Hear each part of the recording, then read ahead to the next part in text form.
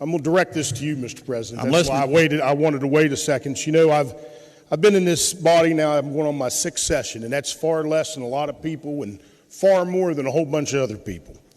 And, you know, from the day that I got here, you know, the way we treated each other was always the key of this body.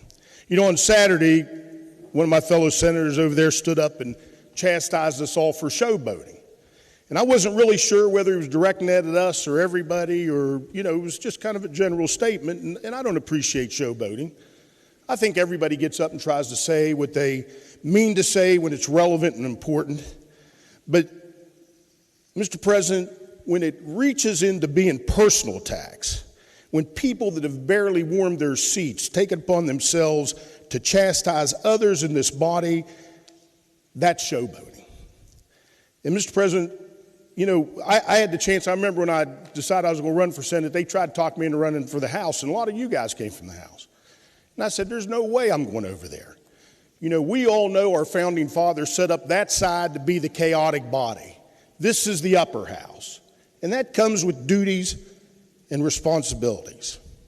And it may not be a direct rule, Mr. President, but when I first came here, I can remember all the senior senators from both sides of the aisle come to me and say, one thing you got to remember, never attack another senator on the floor. You talk about the body. You talk about the state. Because when we all walk back here in the back room, I really believe that we're all colleagues. We're all friends. We may disagree vehemently, and I disagree vehemently with these last 2 bills that have come across here for a vote. But you know what? I'm not going to be mad at you because you won. I'm not going to attack anybody over here because they championed that bill.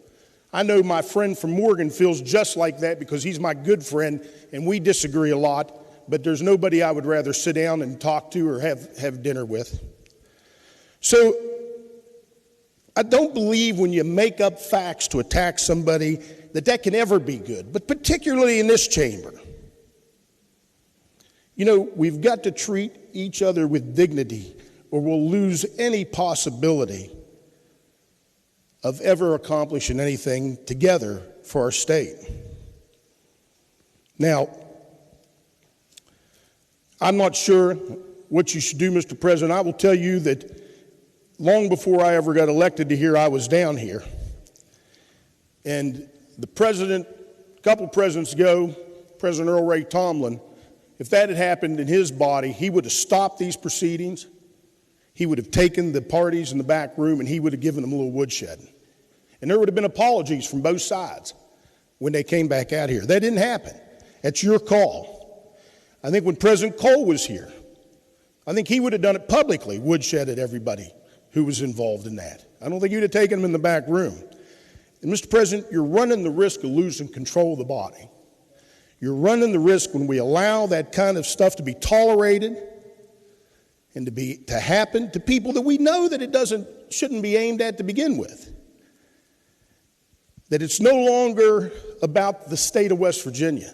It's no longer about the people of this state. It's about the individuals, about the individual that can make the biggest splash by creating the biggest controversy they can by saying anything they want.